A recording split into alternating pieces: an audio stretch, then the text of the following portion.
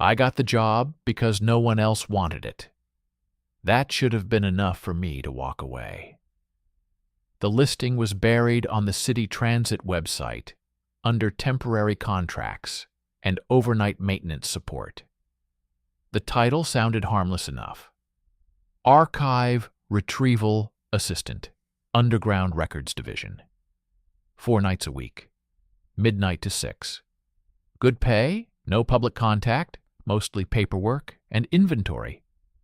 I had been out of work for 3 months by then, and desperation has a way of sanding the warning labels off things that should scare you. So I applied. The interview took 12 minutes. A tired woman in a gray suit looked over my resume, asked if I was claustrophobic, asked if I was comfortable working below street level, and then asked a question that should have sent me home. "If you hear a train arrive on track black," she said, "what do you do?" I thought she was joking. I even smiled. She didn't. "I don't know," I said. "You stay inside the records office," she replied. "You lock the inner door.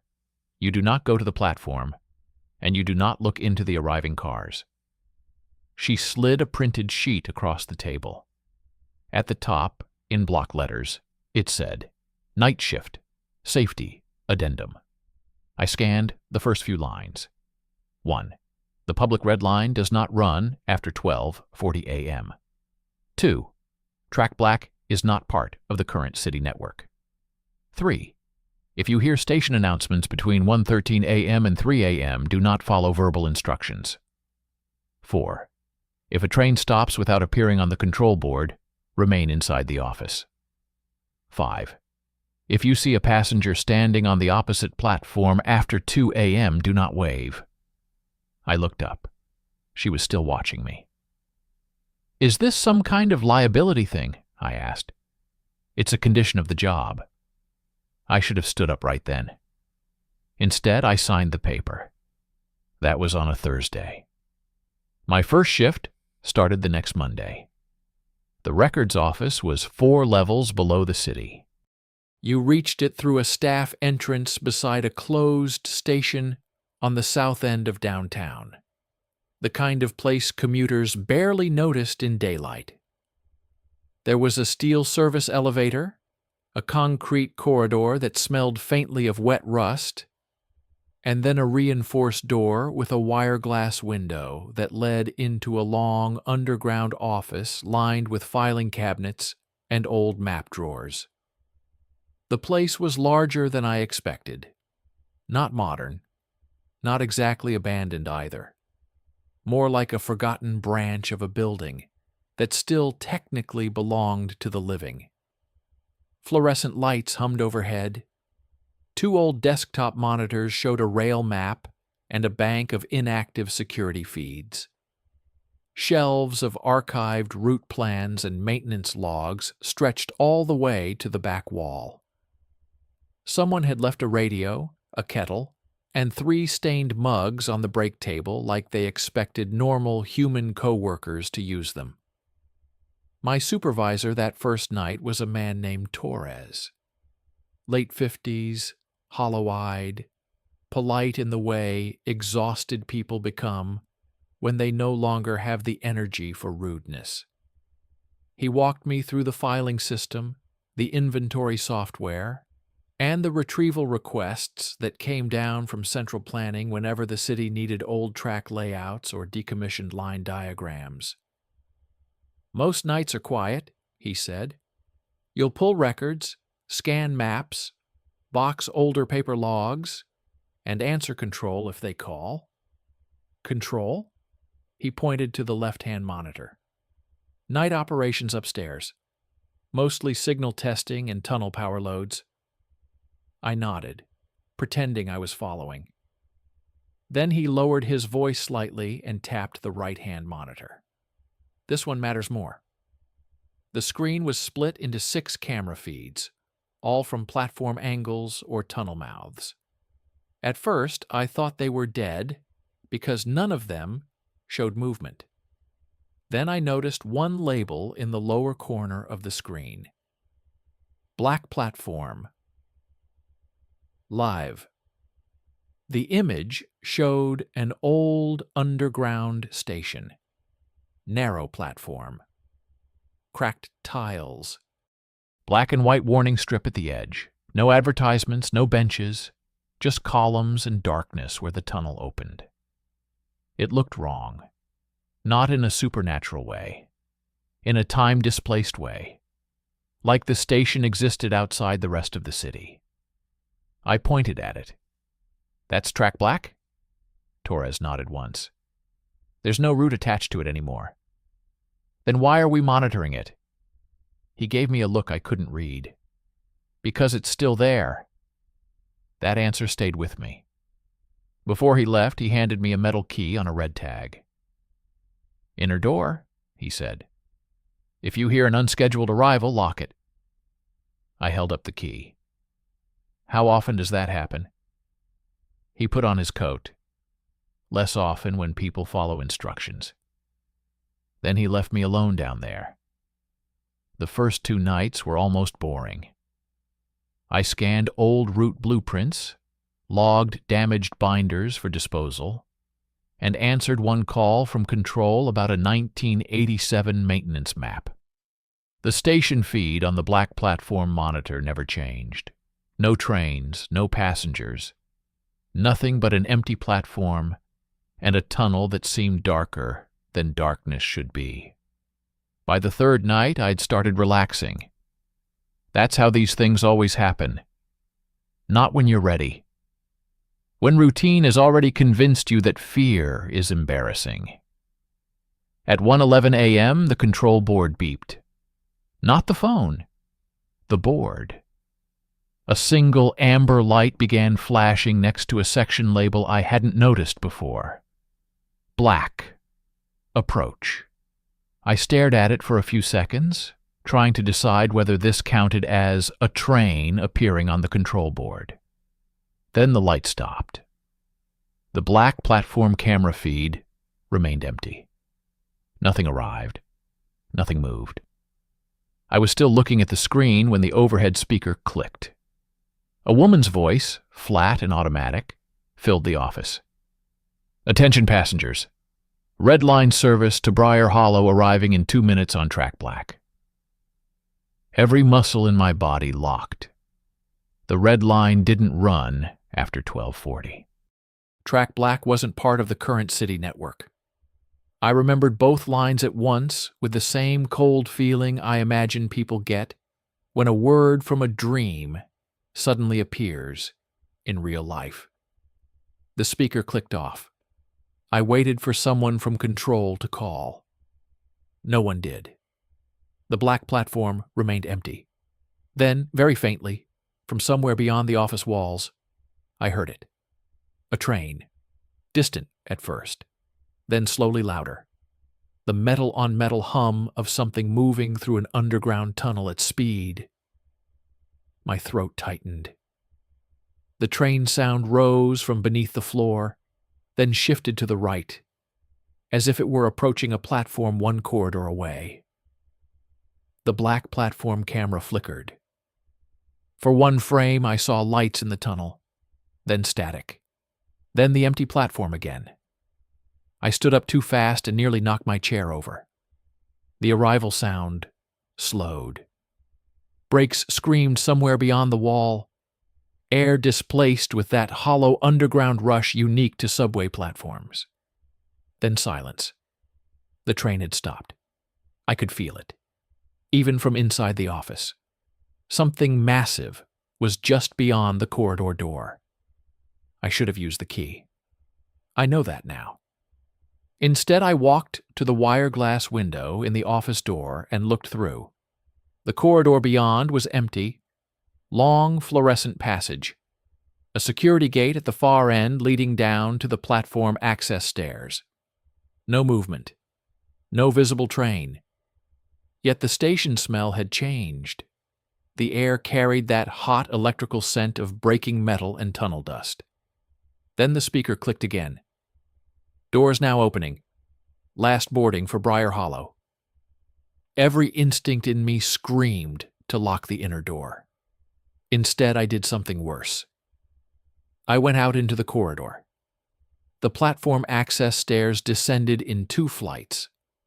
As I got closer, I could hear the train's idle hum, quiet and steady, like a restrained animal breathing through steel.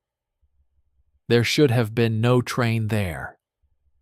That thought kept repeating, but it had lost its power. The reality of the sound was too immediate. At the bottom of the stairs was a service gate with bars wide enough to see through. It overlooked the black platform from about 20 feet away. I stopped there.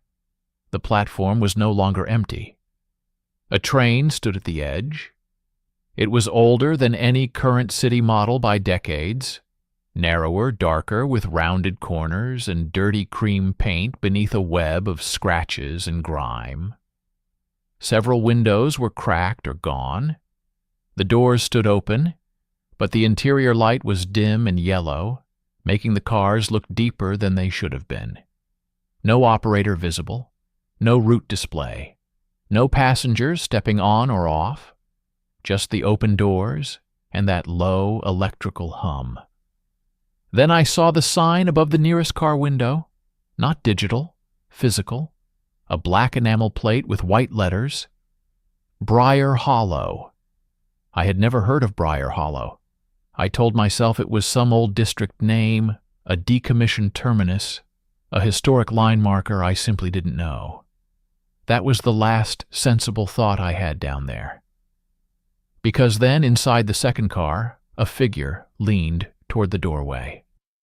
A man in a dark overcoat, still as a photograph, watching the platform, watching the office stairs, watching me. I don't know how long I stood frozen before he lifted one hand and crooked 2 fingers slightly, like he was inviting me closer. I backed away so fast I hit the wall. At that exact second, all the train doors shut at once. The sound snapped through the station like a trap. The hum changed pitch. The platform lights dimmed, and the train began to move, not forward, not backward. For a moment it seemed to slide sideways in my vision, as if the station around it had shifted while it remained fixed. Then the whole train pulled into the tunnel and vanished. By the time I stumbled back into the office, the black platform feed was empty again. At 1:18, the phone rang. Control. I answered with a hand still shaking. A man's voice I didn't recognize asked, "Did you go onto the platform?" "No," I said immediately. A pause. Then, "Did you look into the cars?" I hesitated half a second too long. The line went silent. When the voice returned, it had gone colder. "Do not leave the office again if you hear another arrival." The call ended. I almost quit the next day. I wrote the email twice and deleted it both times, because once morning came and daylight pressed the city back into place, the whole experience felt unreal in the cheap, embarrassing way panic sometimes does after it passes. Maybe it was an unauthorized test train. Maybe the route sign was a prank. Maybe exhaustion had turned an ordinary maintenance vehicle into a ghost story. That was the lie I used to get myself back underground the following night. It lasted until 2:03 a.m. That was when someone knocked on the office door. 3 polite taps. Not the corridor gate. The office door itself. I looked up so fast, I nearly tore a file folder in half. No one was supposed to come through that far section without calling first. The wire glass window showed only a blurred, dark shape standing on the other side. I stayed where I was. The knock came again. 3 taps. Then a man's voice, muffled by the door. "Transit records?" I stared at the red tag key on the desk. "Who is it?" I asked. A short pause. Then, "Passenger inquiry." I nearly laughed from the sheer wrongness of the phrase. At 2 in the morning, 4 levels underground, in an office not open to the public. No public access, I said. The shape outside shifted slightly. Then, the voice came clearer, as if the speaker had leaned closer to the glass. I know. That's why I came here. Every hair on my arms lifted. It was the man from the train. I didn't know how I knew, because I had barely seen his face. But some recognition runs deeper than features. I didn't answer. The handle turned once, softly. Then the man on the other side said, calm and almost friendly, "I think you looked at me first." I grabbed the key, locked the inner door, and backed away. His shadow remained still for several seconds. Then he said, "That means you're listed now." Footsteps retreated down the corridor. Not hurried, not angry, just patient. Like he knew where I would be tomorrow night. After that, I started reading the old station logs. There were 32 archive boxes, specific to discontinued lines and tunnel incidents. Most contained exactly what you'd expect: water damage reports, line closure memos, electrical faults, route maps for stations that no longer existed. But mixed in among them were internal notices that had never been meant for public records: typed memos, handwritten corrections, pages removed from manuals and stapled back in the wrong order. One document from 2008 was titled, "Black Platform Occupancy Review, Confidential." Most of it had been redacted. The remaining lines were enough. Track Black does not correspond to any current route, but continues to generate platform events under specific nocturnal conditions. Unscheduled arrivals correlate with direct observation, memory retention variance, and listed name contamination. Passengers should not be engaged once a staff member has made visual acknowledgement. Briar Hollow status remains unresolved. Listed name contamination. That phrase turned in my mind all night. Then I found the map. It was old enough to be linen-backed, folded inside a brittle envelope marked 1934 Expansion Proposal, Southern Extension. The red line on that map ran farther south than the current city ever had. 3 extra stations were marked in pale ink: Ashdown, Mercy Street, Briar Hollow. There it was, a terminus that had once existed on paper and then been cut away from the line. Someone had penciled a note beside it in hurried, slanted handwriting. Line opened in testing only. Never entered public service. Incident before dedication. No details. Just that. At 2:44 a.m., the black platform camera feed changed, not glitched, changed. A woman in a station agent's uniform stood on the platform facing the tunnel. Her clothes were old, very old, dark skirt, pillbox hat, white gloves. She held a punch ticket machine in one hand. She did not move for almost a minute. Then she turned toward the camera and pointed directly at it. The incident phone rang immediately. This time Torres was on the line. His voice sounded thinner than I remembered. "How many?" "What? How many people are on the platform?" I looked back at the screen. My mouth went dry. The woman was no longer alone. Others stood spaced along the platform, as if they had slowly emerged from blind spots while I was on the phone. A teenage boy with a suitcase, an old man in a hat, a nurse in a long coat, a couple holding hands. None of them moved. All of them faced the track. 5, I said. Torres inhaled sharply. "That means the doors will open on your side tonight." My blood went cold. "What?" "Listen carefully. If the train opens onto the service platform, you must not let anyone off." How am I supposed to stop that? A long silence. Then he said, By not letting them know this station is inhabited. I looked around the office, suddenly aware of every humming light, every monitor glow, every sound of my own breathing. How long has this been happening? Another silence. Then, longer for some of us. Before I could ask what that meant, the line cut. At 2:58, all 6 camera feeds died. The monitors went black. The overhead lights dimmed until the room looked underwater. Then the station announcement came through, louder than before. Final southbound service now arriving, Briar Hollow, end of the line. The wall behind the filing cabinets trembled. Not metaphorically. The metal cabinets rattled. Dust fell from the ceiling grid.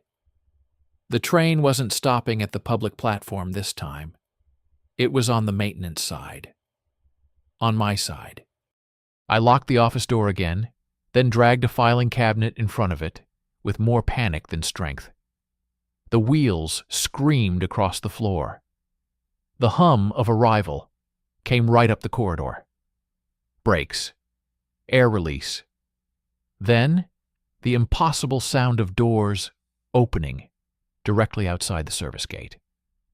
I held my breath. For several seconds, nothing happened. Then footsteps. Multiple. Measured and unhurried. People getting off. The overhead speaker clicked. No pre-recorded transit voice now. Just a man speaking softly, as if making conversation in a quiet room. You don't have to stay where they filed you. My stomach dropped. The man from the coat. His voice carried easily through the corridor. There are other stations, he continued. Longer tunnels. Places where mourning doesn't erase everything. A second voice joined him. A woman's voice. Older. Kind. Have you noticed how tired you are when you leave? She asked. How much you forget before the next shift. I backed farther from the door until I hit the desk. The monitors remained black, reflecting only my pale shape and the office lights. Then came a third voice. My own. I already opened the gate once. I made a sound I didn't mean to make. Outside, someone laughed quietly. My own voice continued from just beyond the door. You want to know when? I can show you. The wire glass window darkened. Not covered. Occupied. Someone was standing on the other side, close enough to block the corridor light. I knew without checking that if I looked through the glass, I would see my own face. I looked anyway. He was me, not distorted, not smiling too wide. Just me in my work jacket, holding the same red tag key.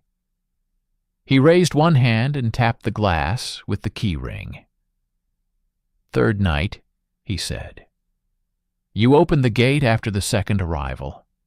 You don't remember because they filed that part under safety noncompliance and corrected you on surface release. I stepped back so hard I hit the map drawers behind me. No. He held up the key. There are 2 of these now. Outside the corridor, I heard the soft drift of many feet moving on concrete. People leaving the train. Waiting. The other me leaned closer to the glass. They only keep the versions that still go back to work. The overhead lights dipped again. A second set of footsteps approached from farther down the corridor. Fast this time. Running. Then a fist hammered on the outer security gate. Torres's voice shouted from beyond it. Don't listen to them! Cut the office power! Everything froze for half a second. Then every voice outside the door spoke at once, mine among them. Too late. The lights went out. Darkness underground is not like normal darkness. It feels occupied. The emergency strips along the floor came on a second later, throwing low red light through the office like blood diluted in water. In that glow, the room looked unfamiliar. The filing cabinets became blacker shapes. The door window became a mirror. And in that mirror, I saw movement behind me. I turned. Someone stood at the back of the records office between the old map drawers. A woman in a station uniform. The same one from the platform feed. She should not have been there. There was no other entrance. She looked exactly as before. Dark skirt, white gloves, pillbox hat, calm expression too composed to be alive. In the red emergency glow, her skin looked almost gray. She held out a small paper ticket between two fingers. "Transfer," she said. I didn't move. "How did you get in here?" She glanced toward the locked door as if the question bored her. "You filed us," she replied. Then she looked past me to the door and added, "And they came off on this side." The red tag key in my hand suddenly felt much heavier. Outside, the corridor filled with soft, waiting sounds. Shoes shifting, fabric brushing, someone coughing politely, a child humming something tuneless and old. The woman took one small step forward.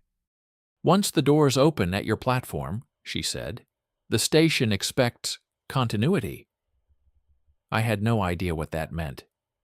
She must have seen it in my face because she tilted her head slightly and explained in the tone of someone clarifying simple instructions. "An arrival requires a destination. A destination requires names. Names require a clerk." My throat tightened. "I'm not a clerk." Her eyes moved to the stacked archive boxes, the route ledgers, the index drawers. "Yes," she said, "you are." From beyond the office door came another bang. Torres again, I hoped. Then his voice, muffled but urgent. "There's a breaker box under the south map cabinet. Kill the red circuit." The woman in uniform did not turn toward the sound. She only watched me. "You can still choose transfer," she said softly, holding out the paper ticket again. "That's kinder than assignment." The words made no sense, and yet I understood the danger in them. Transfer meant going with them. Assignment meant staying for whatever came after. I dropped to my knees and yanked open the bottom drawer of the south map cabinet. Behind it, set into the wall, was a steel breaker panel I had never noticed before. 3 switches inside. White, blue, red. I reached for red. The woman moved faster than anything that old-looking should have moved. 1 second she was by the map drawers. The next she was in front of me, gloved hand closing over my wrist. Her skin through the glove was freezing. The corridor outside erupted with knocking. Not violent, rhythmic, like 100 passengers politely requesting entry. The woman's face remained completely calm. "If you break red," she said, "you lose the platform." I think that's the point. A strange expression crossed her face then. Not fear. Respect, maybe. "Then you're newer than the others." I tore my wrist free and slammed the red switch down. The entire underground world screamed.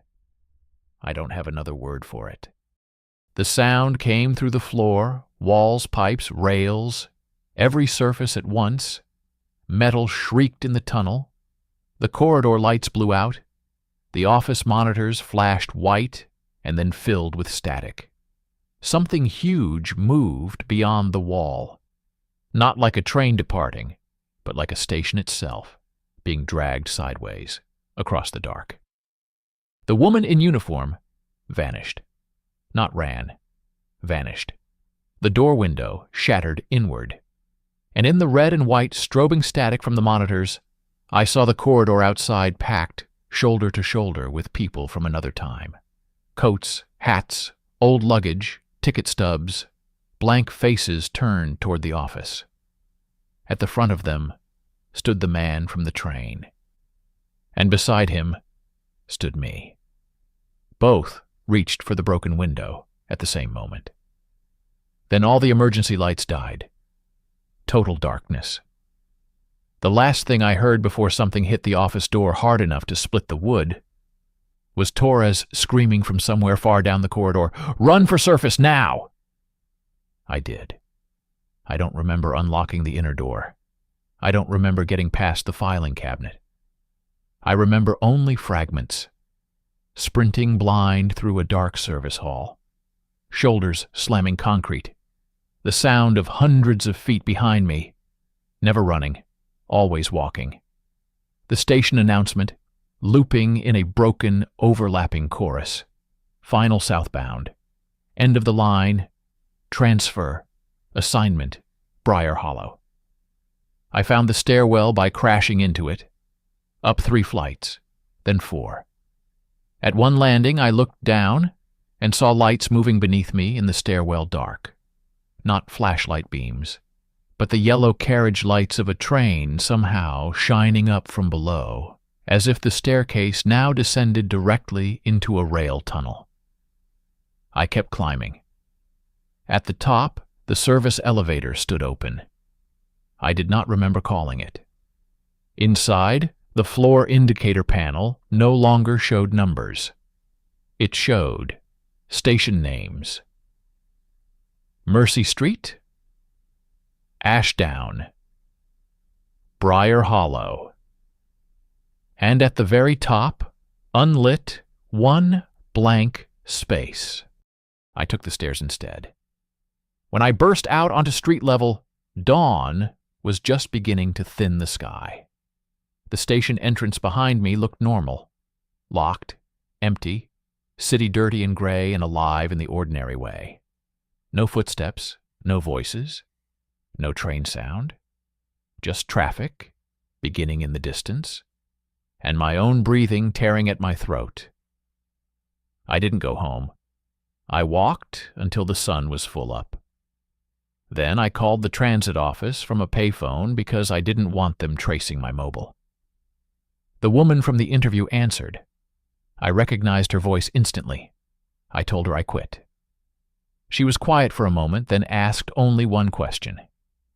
"Did anyone offer you transfer?" I said yes.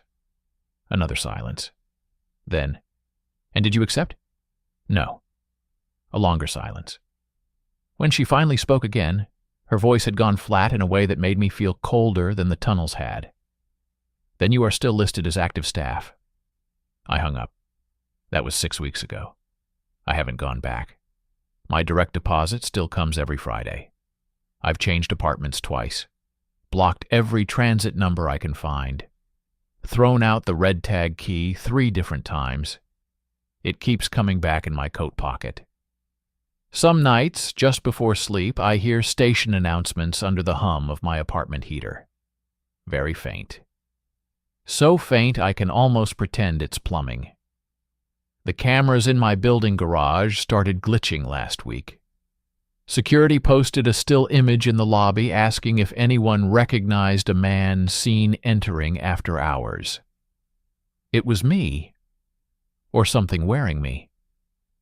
The photo showed him standing by the elevator with his head slightly tilted, as if listening for a distant arrival. Last night at 1:13 a.m., my phone lit up with a transit notification, even though I don't have the app installed. No sender, no icon, just white text on black. Black platform service resumed. 1 passenger still outstanding. Under it were 2 buttons. Return to duty request. Transfer. I didn't press either one. The notification disappeared on its own. A minute later, from somewhere below my apartment building, I heard a train braking in the dark. And when I looked through the peephole, there was a paper ticket on the floor outside my door. Cream-colored, old, punch-marked. Destination: Briar Hollow. Stamped across the bottom in red ink were 5 words I have not stopped thinking about since. No further. Stops after acceptance.